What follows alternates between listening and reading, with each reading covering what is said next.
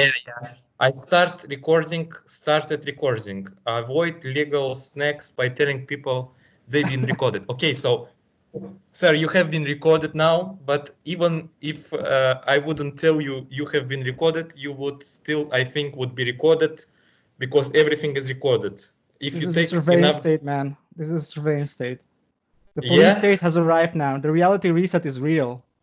yeah. So what about that? Some people worry too much about them being recorded, but at the same time, they live a life of very shallow existence by, having 9 to 5 job and having like uh, I don't know, very controlled kind of existence, even outside of their recording like lives. I mean, what I'm trying to say is that sometimes we worry about the potential like dangers, but we living very kind of how you say risky life themselves because we don't ourselves in life, like we have like a boss we need to please, we have like things Yeah. worry about, like whatever you pay for your education, whatever you have, so many problems in life. Why we think that that people can spy on us is very. I don't think necessarily that way. Let me first start with something totally different. So let me first say that the Altica chat, let us forget about the stream itself, just the Altica chat by itself, and the Yeah. community around that, and also your stream, man. It's magical. You just have to keep doing Oh, it. come So on, fuck off. Why you just have to say that? You just have to say that yeah, because you read. I'm being paid. I'm being paid to say this. I have to advertise it as well. No, So you just. I get paid Uh, in rubles. yeah. But no. So let me. You like. That was just a Do preface to you, what.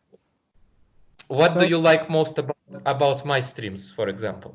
What is it I think so interesting I there? think the whole circumstance, like you have this nanoparticle shit going around. The world is totally screwed. Yeah.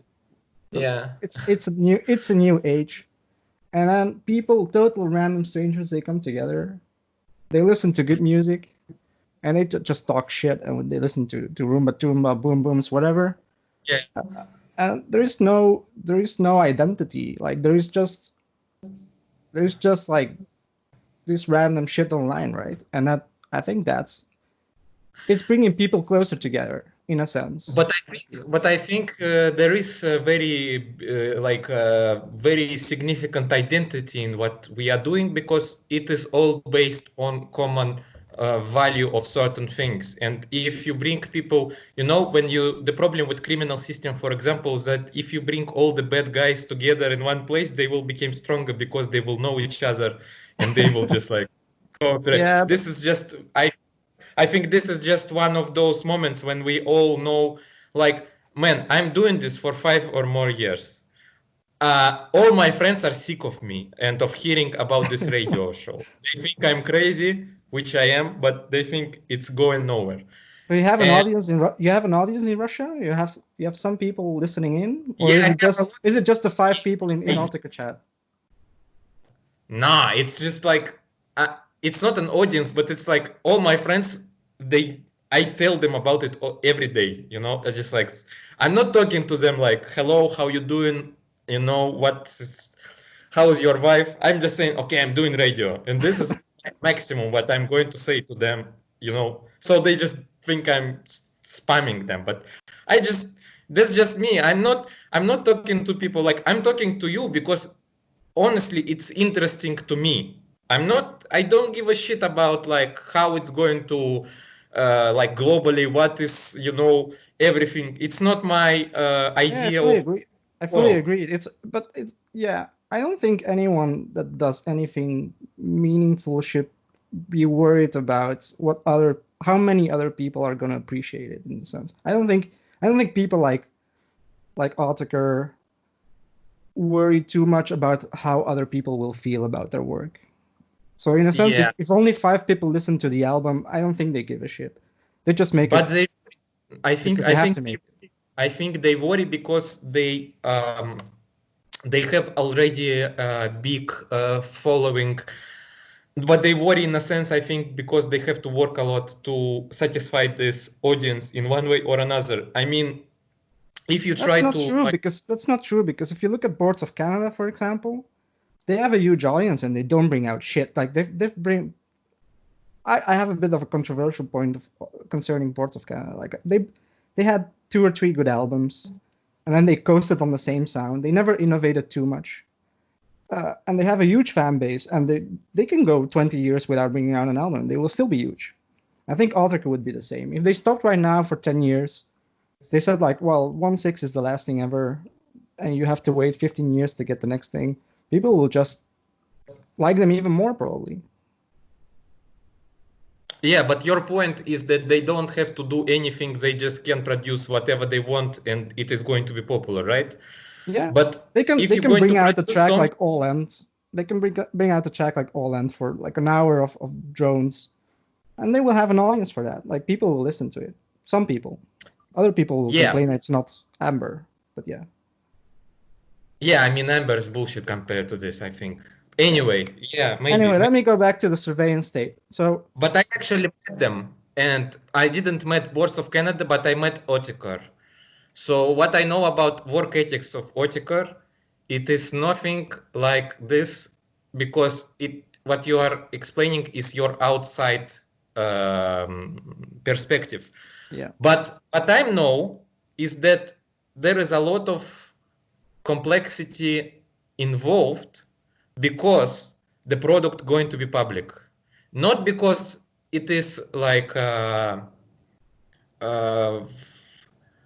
for the impression to impress you or me, but because at the end of the day, you make something that will be end up in the long range of events. You know, you produce the record, it could be your last record, you never know, you can die tomorrow, you know, something yeah. fall from the sky, you get a thunderstorm, you know, you get car accident, you get poisoned, everything can happen. So there is a lot of stress in doing this kind of shit for these reasons, because it's one thing for me to do like a radio show. For you, I truly don't give a shit. I mean, But you at the think your bottom, radio show would be different if you had 1,000 listeners? of course, it's going to be so stressful. I'm not sure I would be able to survive this, you know, because I don't want to talk to 2,000 people, to be honest. I want to talk to 5 people because my intention is not about the thinking for the money. I think, I mean, I like people pay me, okay, I'm going to be very happy. I'm not going to bullshit you and say like, oh, I'm so independent artist. I like, okay, people want to pay me money for this, okay, they can pay. I'm going to spend this money very happily. But when I do it for the small collective of people, I can do it like I myself could do. But if it's going to be 1,000 people, I have to think a lot. This is going to be a huge problem for me. I would think about, because some things I play, I know the people will never find out what it was. If I play for 1,000 people, like Otikar doing radio show, they got screwed all the time. They can't even do Twitch because Twitch just banned them. You know, you get 30 people on Twitch and Twitch going to ban you for copyright reason on the bullshit pretense that there is some fragments of But advertisement. that's just logistics because they could Warp could perfectly But well I, set up a server so that they could just set up a server and just stream yeah, video, but right? not. It's I think for them it's not going to happen. They too big. It's Yeah. not, they're not going to have a server. It's I can do a server or you can, or I don't know. You know, some small person. This is the benefit of being small in life. When you're small, you have a controlled risks in life. They don't have controlled risks. They can do what they want to the extent. Sean don't even have you know, permission to put his name on some record that he collaborated with. I Yeah, mean, I read that. there Yeah. is there is there is a lot of restrictions in life, and these restrictions they're not going away ever. So of course they have a lot of troubles producing all this. It's not might be troubles on creative side, but what you call logistics, it's not easy. I mean, not saying that everything they release you can download for you mean free. purely from a copyright point of view, right? Not only copyright. I mean the whole thing that people pay you for this. It give But you. you really think less. that Autechre is creatively restrained by this? Well, of course, it's Warp controls everything. I think if Otakar will be like, independent artist without a label, it's going to be better. It's my like perspective. I think now label doesn't do much. I mean, just profit, and I think if you don't have a boss, it's very simple. If you don't have a boss, your own boss. If you have a publisher, you're not your own boss. Your publisher ultimately have control. Okay, this publisher might be your friend. He can say you can do whatever you want, but still, it doesn't mean that at the end of the day he can't come to you and say, okay, man, we can't do it like this. We can do it like this. He might not say it like this. I mean, he might say, can you, think about it somehow different? But the message ultimately is the same. If you have a label behind you, you have less freedom than if you would do it on your own. Or if you have enough money, for example, if Sean would be like an oil Arab prince and he will have $1 billion, you think his relationship with Warp would be the same if he would be now like No, he would own Warp, probably. Yeah, he will do what he wants. He can buy Warp. He can, publish his radio shows. I don't know, vinyl press all 1,000 hours of radio show. He can do what he wants. But it's not like this. In world we're living now, of course, every big corporation control output of everybody. Now artists can say, oh, it's not really, we have a great relationship. But all great relationships are to a point of great relationship. They're not great by themselves. The only great so far is the fragility of the situation go. One day you wake up, it's like we have a risk with Google, we have a risk with all the big corporation. We think they have some kind of common good, they produce it, but they not plan to do it for these reasons. They have other reasons. We don't know these reasons. One day we wake up, the reasons will be visible. It can be good reasons, it can be bad reasons. But ultimately, I personally, I don't want these risks. I mean, I'm a client of Google. I'm trying to use Facebook shit. I'm not impressed by Facebook, by anything. But still, I understand perfectly well that I'm just renting their services to a point. One day there will be, a situation when they're going to screw. It's inevitable. You're already screwed. This will probably bring us to what we wanted to discuss, right? So like, they already own what they want. It's not at some point in the future they will ask you for money or anything. I think it's what they are in the business of is generating data, and that data is very valuable in a sense that they can use it to make predictions or to sell it to advertisers and stuff like that. So I think, in a sense, you're already but just subscribing to the system and using it, you're already selling whatever they want to have. And to go back to your point of the surveillance thing, so like, I don't think people realize that their individual data is not that valuable. Like, it's more the aggregate of data across many data points that is actually the valuable resource. So nobody will, unless you want to become like the president of the United States or something like that, where they can go back into your history and point out everything that you did wrong. Or like, if you're a celebrity and you tweet something wrong, stuff like that matters.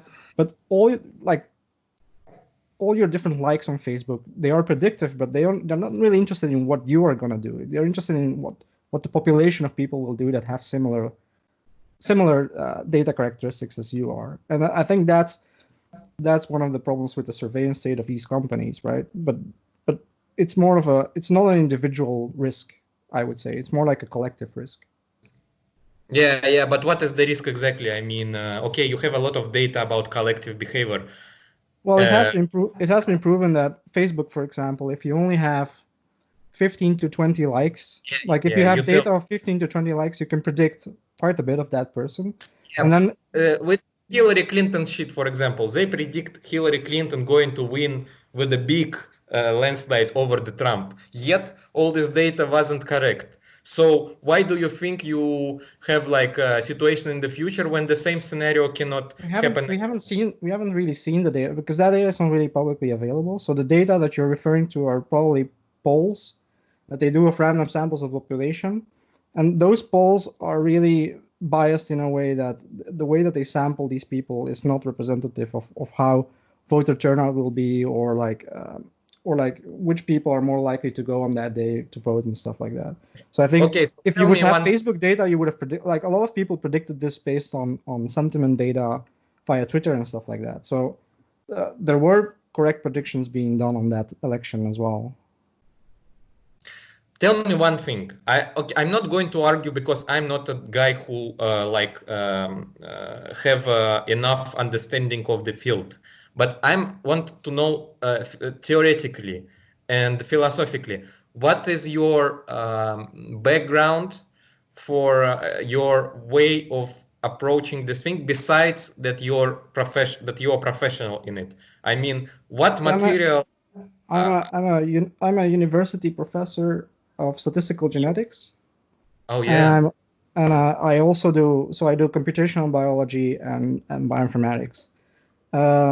So I work mainly in the medical data analysis and genomic data analysis and stuff like that. And I use machine learning and statistics all the time. So I see the world in a probabilistic sort of way. And I understand highly dimensional data sets. So I work in molecular biology. We have very highly dimensional data sets in a sense that we measure many different things about many different objects at the same time.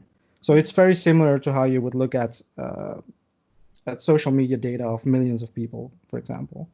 And usually when you data mine that thing, you're interested in global trends to make predictions. You're not really interested in the individual data points.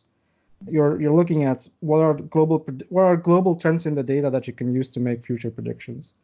And in that sense, I think that's and the discussion that we had last time about does big data matter, and if you have more data, can you make more accurate predictions of the future? And I think that's you can mathematically prove through the central limit theorem that just says that if you increase your sample size, your estimates of your parameters will always be better. And that works for statistics, but that works as well for complex neural networks, such as the ones that are being used right now in deep learning and stuff like that. So the more data points you have, the better you'll be able to fit any model that you want. And the closer your parameters will be to the real parameters that you fit. But so in that sense, more data will always give you better predictions. The question that we had was more philosophical, that does having better is having better predictions always worth it, right? So do we want does it help you to survive at the end of the day? Do you want a lot of neural networks to work for you, or you have a bigger problems? For example, I mean, if you go back to surveillance, there is surveillance, but there is bigger problems with your wife maybe sometimes than with surveillance state. Of course, in the future, surveillance is going to be worse. But will you survive to the future when surveillance is going to be worse? My point is that probably we're not going to make it too far to the point when neural networks will be good enough to solve problems that going to be need to be solved, and we have a lot of like philosophical complications as a human beings that will not be able to be solved by the data. That's why I'm asking about your kind of okay. I understand the science. What do you consider these problems? Like, what are some of the problems that you consider will not be solved? I think I was talking to Nix, and the worst enemy of the human is not a computer. I mean, we can train the computer, but I think that unpredictability of another human being and cruelty of his behavior will be always like a bigger problem. So, for example, if we are worried about the global surveillance state, it's not going to be big brothers that go after you. It might be your small, pet owner next door or whatever. And the general mystery of it is just that, the world we are living today, it might be interconnected, but still we are very we're not going to be able to backtrack everything by the time it's going to be needed. It's not going to be relevant anymore. I understand that you got your money from some kind of organizations that are built their kind of general philosophy around this like data concepts. But it's like we are going to a bar, we have a sit down with guys, and they all have their own concept about things as well. Everybody have, it's just a power struggle for me at this point. You have organizations that, okay, biology, statistics, I understand, very important. If you do in common good, it's very important. I just don't agree with the generalization of it. For example, I have my own ideas about something, but my own ideas are not sponsored, so it's like honorable for me to stand behind them. Once you start saying like you saying right now, in the framework of some bigger macro view of the world, it's very easy to just bullshit about it, because we will not be able to prove anything at this point in time. We only rely to your expertise. I'm not trying to fight you with your expertise. I want to believe that you're doing very good job, but still it would be foolish for me to trust you on your prediction, especially if I have my own kind of intuitive understanding of the things in life. But I think you should always be critical of any prediction, because any prediction is probabilistic in a sense. What is your problem with Taleb? Okay, tell me. Okay, you work in. I think Taleb overestimates. Well, his whole argument is that, well, from what I read from Taleb, and I still remember, which is a while ago. So what his argument is that most of the high effect size events, and this can be economic crisis or wars or stuff like that, stuff that have huge impacts on society, that these are usually caused by very rare events. So, for example, you have some extremely freak of nature combination of events happening. You have a drought in Afghanistan, and the price of bread drops, whatever, and that creates some sort of situation which escalates some sort of local situation, and then creates this group of terrorists, and these terrorists create a terrorist attack, and then you have all these consequences which are difficult to predict at that sense. And therefore, a lot of the world-shaping events are rare events that you cannot predict. And that's true in a sense, but we are actually pretty good at, in some other fields, we're actually pretty good at being able to model rare events quite effectively. So, for example, in disease models, we are able to model very rare mutations, for example, which you would not expect statistically to happen, but we can predict what their effect will be on the long term. And I think these sort of things are difficult for economics, because economics are very or large macro scale human stuff, because it's very complicated multidimensional problems for which we don't have really good data. But for very concrete examples, this really does work. So for example, like take self-driving cars. Yeah, okay. It's not unimaginable that a self-driving car will encounter a situation which is extremely rare in real life, right? That will only happen once in a lifetime or once every 100 years or so. That doesn't mean that you cannot train your car with a model that is actually able to tackle that very rare situation. Yeah, but it's not it's not factual statement. It's just that you work on something and you see the possibility of it, but it's still a long range. We have like what? Self-driving car now that can go from San Francisco to whatever, to Chicago, on the special type of road, on the special destination, right? We don't have self-driving car. But if you look at the progress, in the field and the literature, we're 5 to 10 years out for having a complete solution. Yeah, I personally don't believe this, but look at chess and go. Look at chess and go. So yeah, chess and go are much more restricted dimensional space. So the possibilities that you're able to do in chess and go are relatively small compared to driving cars or whatever. but still the computer, the algorithm manages, given enough data and given enough training, manages to come up with solutions to problems which people cannot even solve.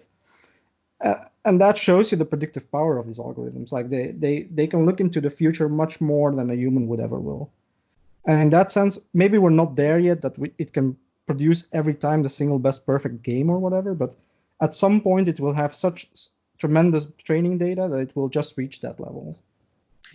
I think the problem with the chess as analogy to this, or the Go, or whatever game you have, is that you have much less degrees of freedom in the game than you have in life. So again, I'm saying this as But that's a computational problem. That's a purely computational problem. So as you scale computation, you can scale up the sort of problems that you do.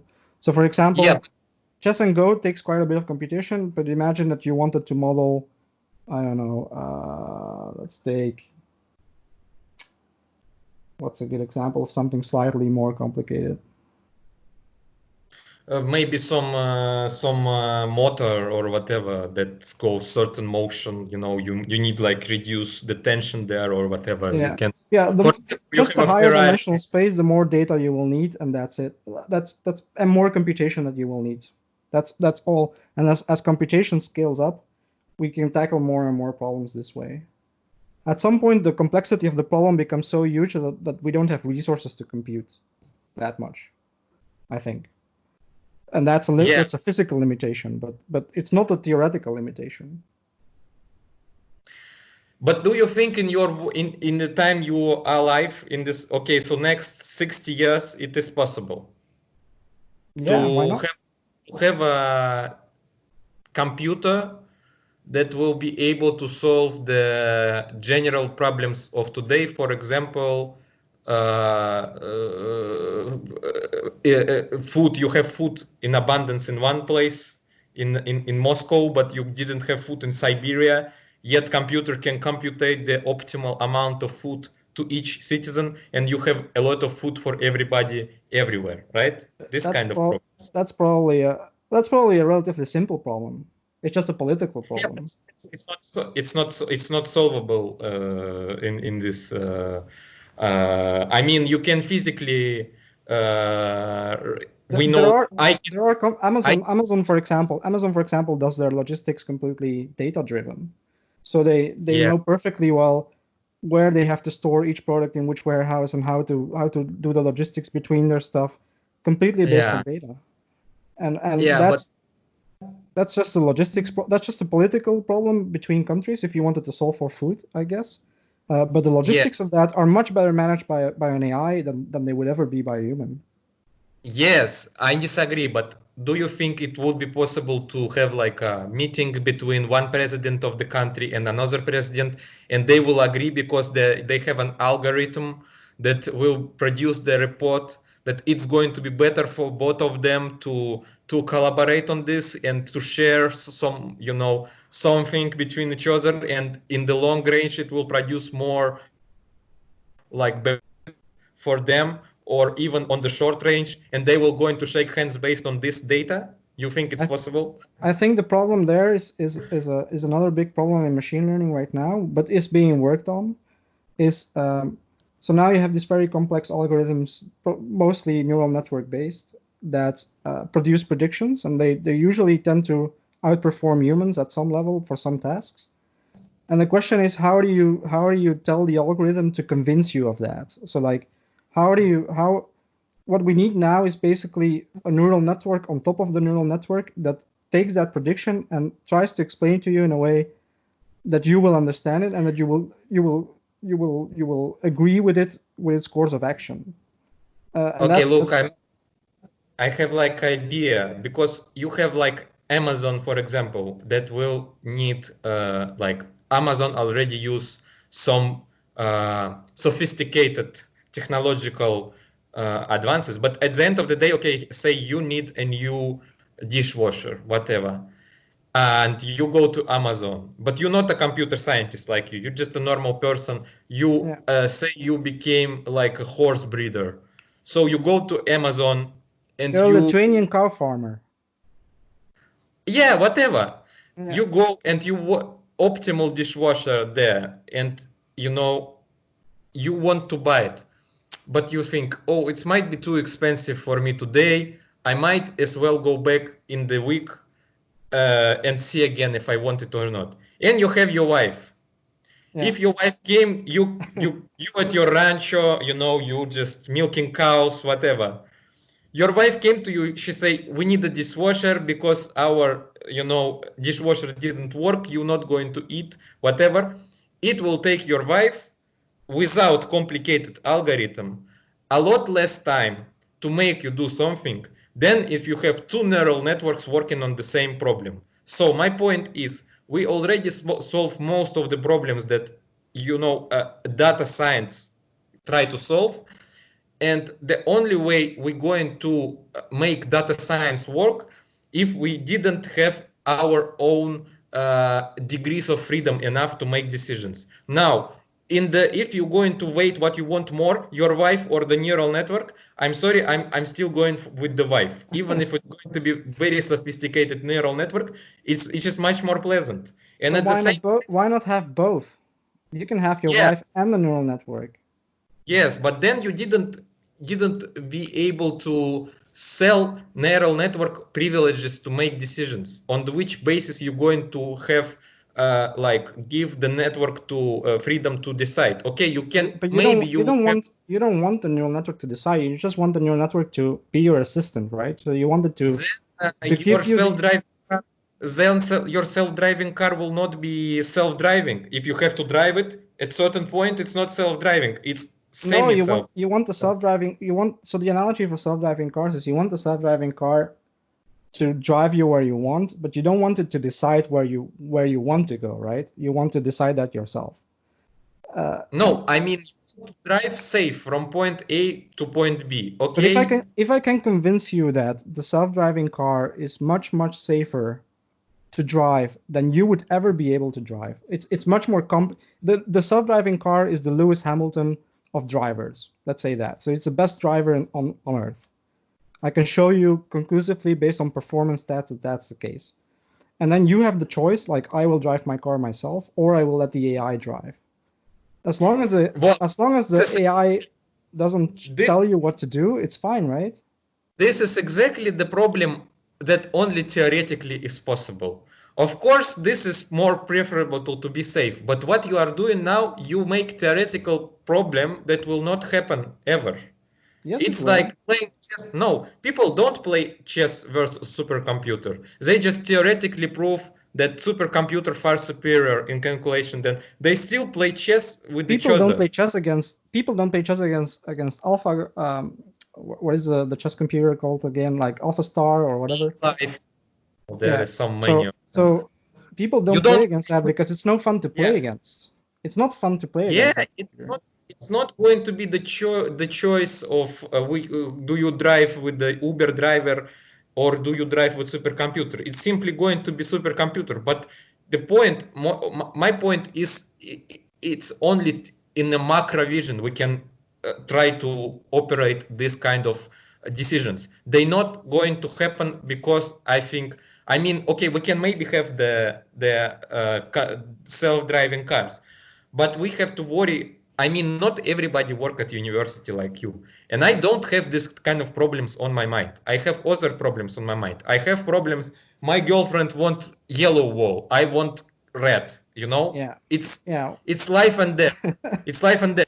You know, it's not about do we going to solve like human diseases in Africa through neural networks. So what I'm saying, we don't want neural networks we only want neural networks to help us with stuff that might help us, right? You don't want them to choose the color of your wall.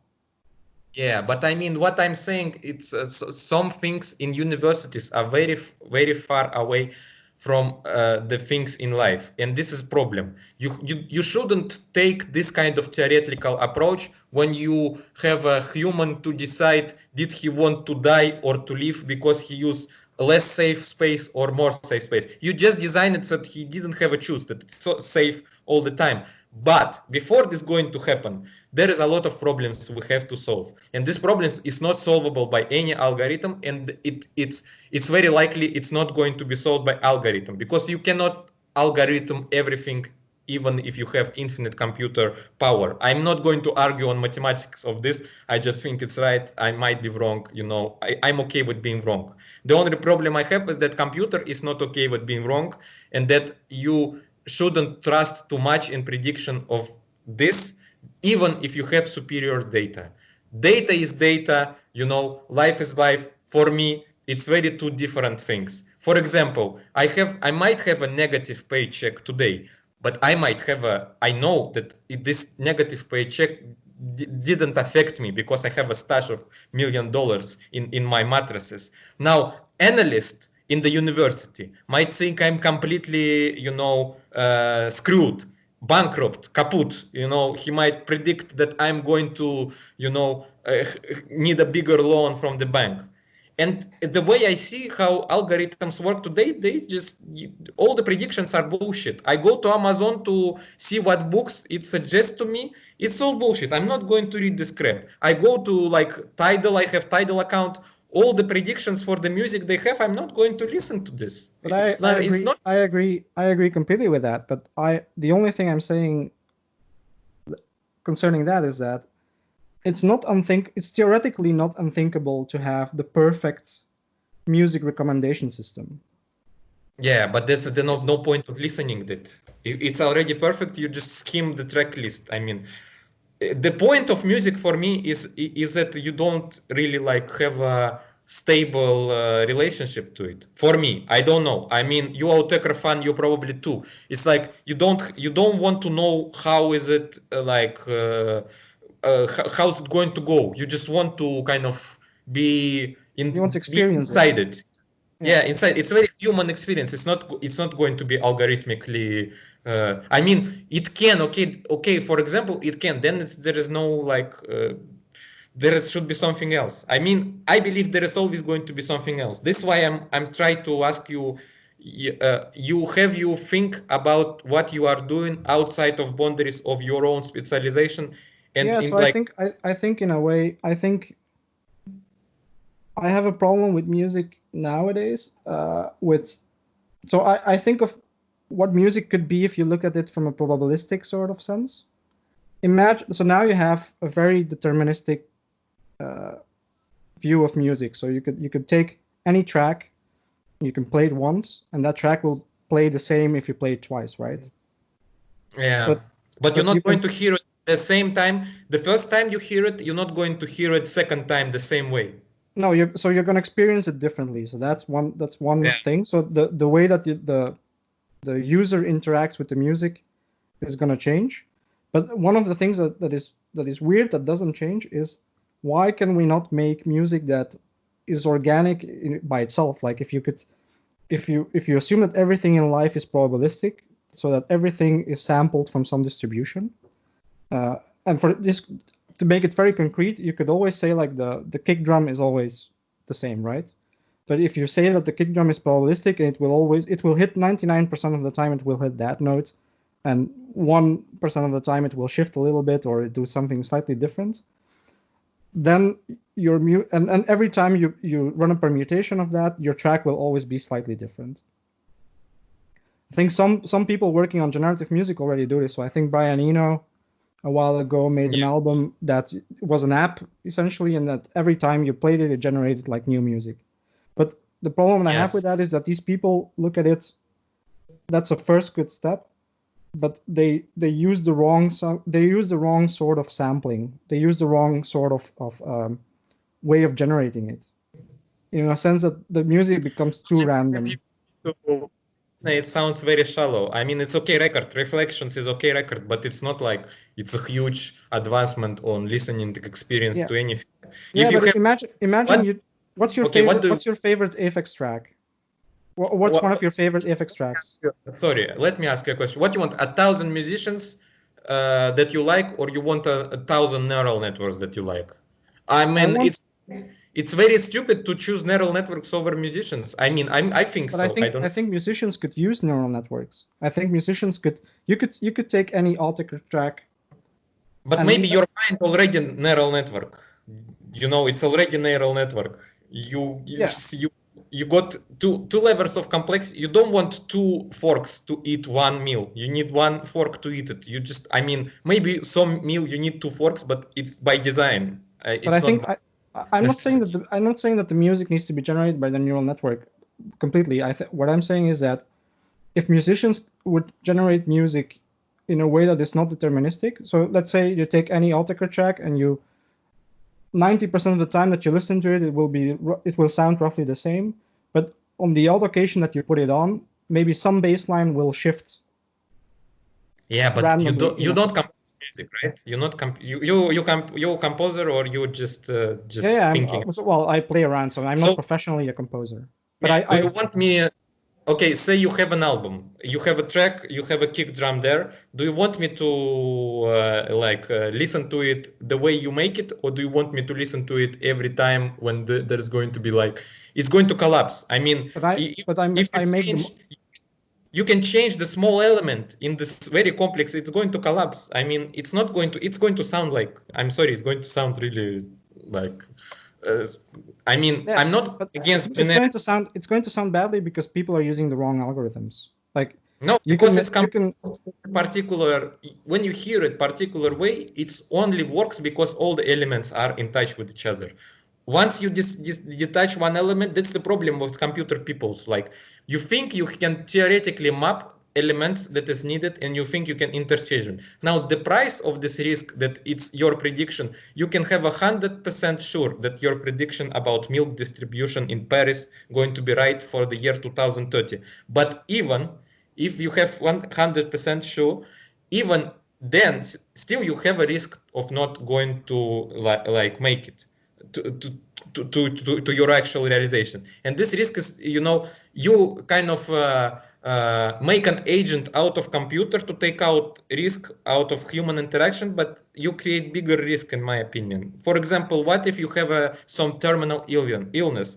Now you have a computer that is going to say to you, you need to take these drugs to survive for the next 5 years, and you have some very neurologists that say this prediction is not right, you have to take aspirin or whatever.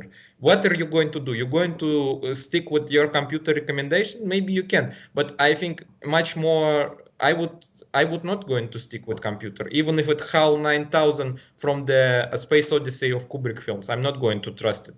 I think It's just, if the computer has a track record of being more right than the doctor, I would choose the computer. yeah, but still, you cannot hold accountable computer for the decision. If computer is wrong, it's only engineer who built the computer is wrong, but engineer far away go. But if you have a doctor, okay, doctor can have a moral consequences, but let's not say about the moral consequences. He might be bad person, he might, but he have a financial interest as well. I mean, he have a reputational risks as well. If he's saying something and he is saying, I mean, if not like he's saying, oh, I'm not sure, you probably have trust computer. Okay, then you trust computer. But if he's saying to you, this is wrong, you have to take this, it's I mean, if you are a computer scientist, you go with computer because it's your philosophy, you trust it. But if you're not a computer scientist, it's not going to be like this. And there is always going to be imperfect data. So my point is that it's not going to happen. You have an algorithm that can solve these problems, that you're going to, try to save the world with computers. It's already Computers. happening. It's already happening. You're too late. Where? Where? But how? Who did it? I mean, I have no idea. I never. We have the What type of? craziest things right now. So But IBM what got. types of? Sorry. Yeah. Okay. Continue. I'm sorry. You continue. Yeah, this is already happening. So this is already, you already see the start of the clinical decision algorithms being used in clinics. So to interpret X-ray photos or to interpret ocular scans and stuff like that. So this is already happening right now. So, and even But the experts already prefer using these. It's something that prediction models that was already successful, that was better now. For example, I mean, I can give you we use in Moscow cameras that cars, if car have a speed limit, you get a check, you go to so you don't need an analyst that go through the photos of the cars. You just have automated system. I imagine this one is okay, but it's like, I'm sure it's still very imperfect. I'm not sure what is the rate of the error there, but I'm sure there is some rate of the error, and there is some like struggle with it still. But I'm pretty sure that they, before they installed the system, they probably checked the performance of the system compared to the human operator, and they probably showed that the system is much better at it than the human operator on average. Of course, human operator, like some things you can exchange with the machine and you can be very okay with it in the long run. There is no question about it. I will be happy if machine won't going to change my radio show. I mean, I'm going to listen to it, very funny. But some things in life, they're not going to be changed for the machine in any scenario. That's a good thing as well. Huh? So like some things you probably don't want it. It's good thing as well. We're not going out of business soon, but it's also the problem with the generalization of the problem solving in your field, I think, because you cannot really ultimately operate on data. It's you can with data you can do only so much. We have unlimited data now about the knowledge. I'm not sure rate of knowledge is going up because of this. And the same is about the optimal strategies. Optimal strategies, we don't choose optimal strategies in life. We choose our own, like my way.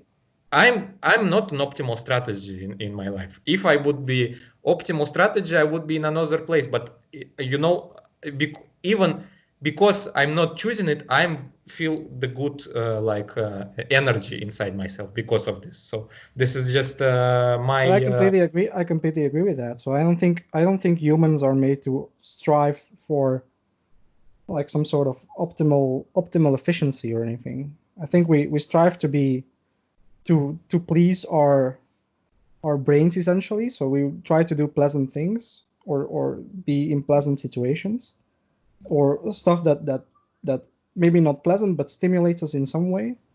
And that is not always achieved by having the most efficient strategy, right?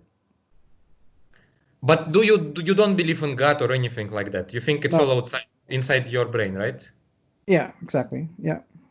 So if it's all inside of your brain, is it possible like extract your brain and put it in, like they have in the films, they feel like the formaldehyde box with the wires attached to it, and you can live like thousands of millions of years? I don't think you probably need even to do that. You probably just need to have a good enough understanding of how the brain works, and then you just need to simulate in silico the system. So you don't need a physical brain in a jar doing stuff and giving it inputs. You just need to simulate every connection and exactly how that works. And we're not there yet, so we're definitely not there yet. So that we're still quite a bit far away from that yet.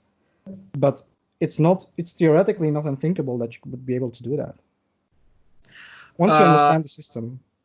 But the problem there is, so one of the problems there is that how much of everything is stochastic in a sense, right? So how much do you think something because there is some random firing, like you have some stochastic effect on your neurons, there is some quantum mechanical effect at the atomic level that for some reason at some point in time some neuron fires an electric potential, and therefore that sets in motion a set of events that lead you to do something specific, like I don't know, you want to eat some ice cream or whatever.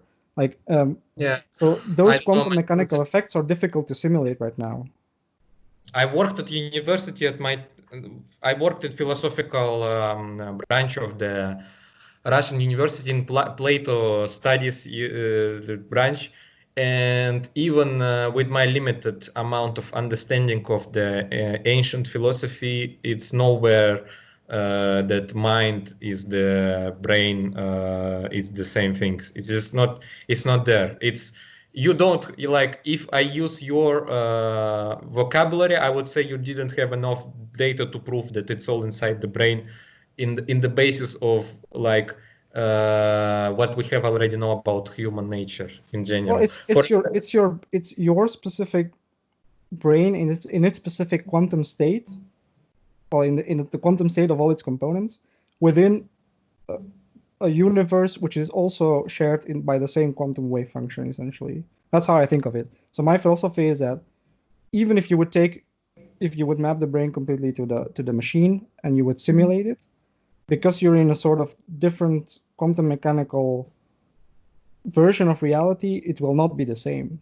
Yeah, right. You're going to be somewhere else by the point you will be able to simulate it. But do you think we live in this process already? Like, do you think it's already kind of I think the arguments. So if you read Nick Bostrom, the simulation argument, it's probabilistically more likely that we live in a simulation than we don't live in a simulation.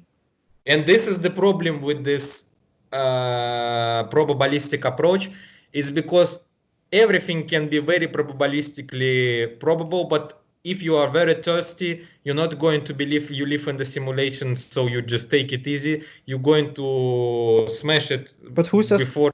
But that's a wrong. So a lot of people think that if you live in the simulation, you're somehow less worthy than if you would be in the universe of physical reality where there is no simulation, right?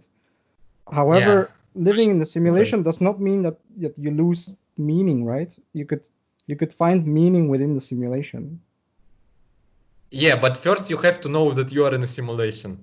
Why? Why does it even matter that, like, I don't think the question matters if you know or if you don't know that you live in a simulation. I think it's very important to know for sure before you decide what is you going to do. If the data, I mean, I'm all about the risk, and you don't take risk, you don't take drugs if you see that drugs going to be bad for you. So you don't take decision if you have. I mean, you can take drugs. Okay, sometimes people take drugs, they know it's bad for them, they do it. Stupid people exist. But you try to. I mean, you want to not do something that will have a negative effect on you. So I don't believe nothing. I believe in God, but I don't believe that it is encapsulated in my existence. So what I'm trying to say is that all my understanding, whatever it is, on Monday I can believe I'm living simulation. On Tuesday I have a coffee, I believe I live inside the book. On Friday I go to the nightclub, I believe I'm God or whatever. For me, it all doesn't matter. I don't take it personal. I just take it as it is in the today. I plan for today. So my philosophy is I try to survive as long as possible and be as safe as possible. So I need a roof, I need the clothing, I need interesting people like you. It's very important for me to have a conversation. But how does that change for you if you're in the simulation or if you're not in the simulation? I just the problem with this simulation idea, it's just it doesn't make any sense to me because all the idea about simulation is all about some kind of how you say proxy of reality. I don't see the idea of proxy to reality as very exciting. I think it's only intellectually for me. It's not I cannot grasp the how do you say importance of it. For me, if it's all through the proxy, it doesn't worth it. I mean, you can find the meaning in proxy, of course, but why would you start in the first place with the assumption that you work through some kind of proxy? All my understanding of it is when people don't want to be held accountable, they're going to create some proxy. For example, you cheated on your wife, or you didn't milk your cow, it's die, whatever analogy. You're going to say it's not me, it's John, because John was supposed to fix it for me, but he didn't fix. Now, if you're going to fuck up your medical system, because you have an algorithm that predicted that you can cure coronavirus with vitamin A, but actually it's vitamin C, and you have computational error somewhere on the way, you're going to say, okay, it's not my fault, it's just algorithm wasn't perfect enough. And so, going back to simulation, if I'm going to screw up something in my life, I'm going to say, is a simulation. I didn't have a full control over my abilities, or it's not like a product of my action. And so, but I'm not only thinking about the negative outcome of this idea that we live in simulation. I mean, I think this idea is very interesting, and Elon Musk talk about it. Maybe it's true, we live in simulation. But everything I do in life, you cannot prove to me like we are not in the simulation, because when I have creative action, and I'm not an artist, I'm not composing music, I'm not doing nothing like an artist. I'm a business person. I'm making deals. I sell. I buy for $100. I sell for 10,000. I live on the commission. But when I read a book about Mike Tyson, I read a book about Mike Tyson. I don't feel it's a simulation world we are living in. I just read a book, and it's like in my mind, it's the world of how you say, it's something not you cannot, like, I don't know, man. It doesn't feel for me to be like I But don't know. if the simulation is well made, you wouldn't see the difference, I think. Yeah, of course. But also, if there is no simulation, you can prove there is simulation all day, and you still will not be able to like Yeah, find out if. you will never know that Yeah, you will of course. never know. It started long before. Look, the tale is that Platonic idea. We are living in the darkness and we are seeing shadow of reality. All this blah blah blah. And then you have a Matrix movie, and now you have like giants like Google, Apple, who are wanted to be simulation, of course, because that's their field. But it's like, I like Chinese tea, man, but it's going to be insulting for me to come to your house, or me inviting you, and I'm going to feed you against your will some perfect Chinese tea. It's going to be rubbish for you because you don't want it. You maybe want coffee, you maybe want water, vodka, wine, whatever, beer. So it's like, it's for me, it's just the same. I don't respect the philosophy that is, and for me essentially what you are doing is philosophy, because all your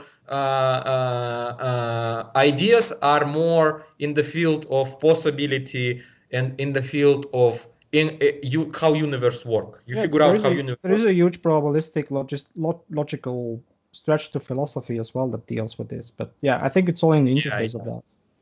Yeah. Yeah, I mean, it's okay. We disagree. It's very cool. It's very interesting what you're doing, but still, I mean, everything else is interesting as well. I think And even if you like, even if you would agree, which is not, it's not a requirement. I think you can believe, you can view the world as however you want to look at it. yeah, but okay, Even let's be honest. If you can affect me to, if you have some power over me, for example, you would be interested that I would be agreeing with you, right? You don't like that idea that I am some kind of like anarchic particle in your world that is not going according to your trajectory, right? You would like me to be like controllable, right? no, I want people to. I don't want people to be slaves to the algorithm. I want people Yeah. to use the algorithm if they want to. Like it's a tool. I want to give everyone a hammer.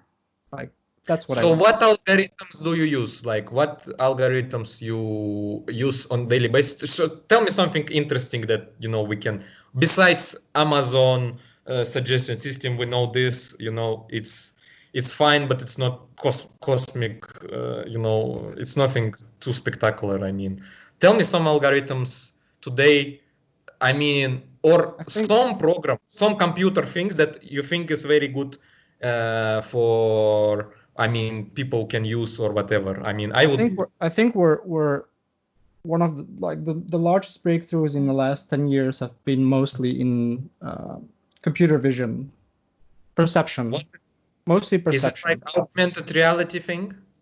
It's the interpretation of it's interpretation of images essentially, or either photos or videos, or also like sound and stuff like that. So like how we can model our perception essentially. We're not reasoning yet, so we're not taking that perception and doing reasoning on it. So it's not that you can learn. I think one of your main critiques is that we are not building knowledge. We're essentially just doing these sort of perception problems. For me, everything that is theoretically created in universities is not future proof, and so I just don't like that you are very sure that your approach is the right one. I mean, I cannot even say to my mother. I don't say that our current approach. I'm not saying that the current approaches are right or anything. Yeah. It just sounds. I'm saying that we're building towards that. Theoretically, there is no reason to believe that our solutions will not reach a point of optimal efficiency in that sense.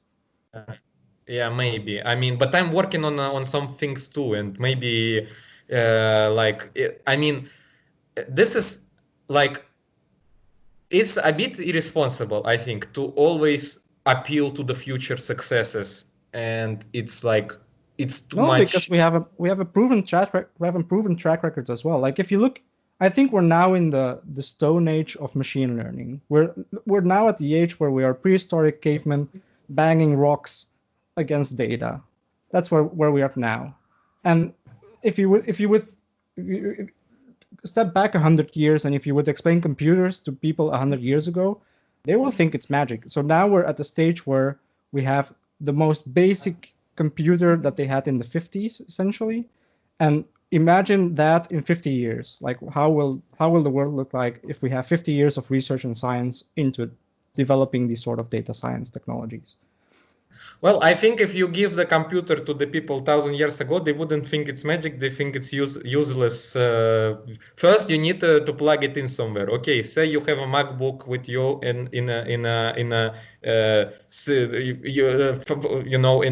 some medieval ages. You have a knights with the horses. It's not going to be magic for them. They just going to smash you. Okay, you have a computer. You open it. It shows something there running there. You're going to die. You're not going to. Okay, you go to caveman. I'm not thinking that caveman was very stupid. Caveman survived. This first. It's very important. So caveman probably must have two activities in his life. He need to hunt, so he need to find some food, and he need to rest. During which period you're going to approach him and going to show him, okay, Mr. Caveman, this is MacBook, touch screen, whatever. It's not going but I agree with you that the cavemen were a bit more stupid because they had a lower IQ than we have now. But like the IQ, it's not about IQ. It's about just we are living today world. We have to see world as today. Our prediction of the past as well is very vulnerable to our romanticization of anything. So when you try to say like we have a gigantic leap, we have, but mathematically it's not giving us the visa to say it's going to be like this for the long run. We don't know, and so we also don't know the past as well. We have like speculations. We have some, but if you would read the books, it's not stupid books. Like people 1,000 years ago, they didn't write stupid. They not read like it's primitive. No, books. I agree that they were probably very near to our intelligence that we are now. So they were not stupid, but they didn't have. So we have accrued a lot of knowledge and a lot of technology in very short time. Some even say they not only equal to us, but they was more smart. I mean, I probably think they are more smart because I'm a religious person. I mean, I'm not going to church every day and everything like that, but I respect very much people who do, and I have like friends who old friends, they are dead already, but they was strong people, and they was die for their beliefs, and they was like following the rules. Their life built around this, so I know how it is. That doesn't necessarily make them smarter. But I mean, what I'm trying to say is that I respect this, and I think this way. But none of my ideas are like I'm not trying to I'm not working for some institution that have this goal in mind to teach people this. It's just my small but you in the other role, you work for some organization that have a plan to implement something you're working on, so you have to make it grandiosely ambitious. And this is like it can sound ambitious, I understand, but we hear about ambitious project all our lives, and I think only maybe zero But point. I think if you talk to most academic data scientists, they will be overly critical of their own field. Like I'm also, when I read scientific literature, I am very critical in a sort of scientific mindset in which I see the limitations of the current algorithms and the limitations of the current data. But I also very critical of religious people and of the fools that surround. I'm also very critical about everything too. It's normal. I think it's like it's a very it's good, because if you don't have a critical approach, you don't have no approach basically. Because with the good intentions, you only go so far. And with fantasy about the effectiveness, I'm super critical, bro. I'm not. I think if you look at it from a purely empirical sort of sense, there is no indication that we will go backwards, right? So there's no indication that we will become more stupid or that our algorithms will work less well. Pandemic bullshit, we maybe have going backwards now. I mean, in terms of the financial and logistical capabilities. You can't go to Africa right now if you want to, even if you have $1 million. I mean, maybe if you have $1 million, you can go some strange way to there, but it's not like you cannot buy a ticket and go there like if you would a few months ago. So we never know. I mean, the future is unpredictable. I think it's a good thing, but I like what you're saying, because I think it's from the good heart you are doing your job, and not just for money, but money is okay too. I think we did a lot. We did an hour. If you want, we can continue. I'm not against it, but I think let's just break it up. We can always have a second talk if you wanted to. Yeah, we can do it. I mean, it's going to be honest now if you tell me when you're going to do, because I'm some kind of dragging it a little bit. So now when you want to talk, it's going to be my duty to do it. But we're going to do it now. Then it's going to be you on video and I'm going to be on audio. Okay? Because great. Like, yeah, okay, I don't have a webcam on this computer, but I have one on my laptop. So thank you for participating in amazing DJ Parakovsky podcast. No, thank you. Yeah, okay, thank you. Bye.